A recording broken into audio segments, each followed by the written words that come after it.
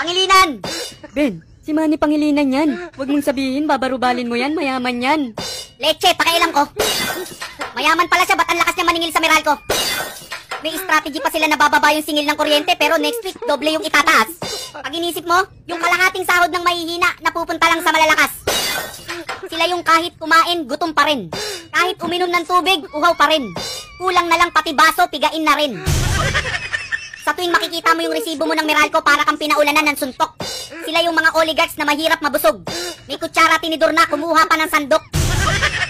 Tapos kala mo, mga taga-Egypt, 14 pyramid sila. Ang katwiran nila, magutom na yung iba, wag lang sila. Basta ang importante sa kanila, kumikita sila. Yung tipong kumikita na, nag-e-enjoy pa. Tapos, galit na galit sila sa mga naka-jumper. Pero kung iisipin mo, mas masahol pa sila sa mga naka-jumper. Kung merong jumper, aka Spider-Man, meron ding patay sindigang. Papatayin yung kuryente mo. After 5 seconds, sisindihan.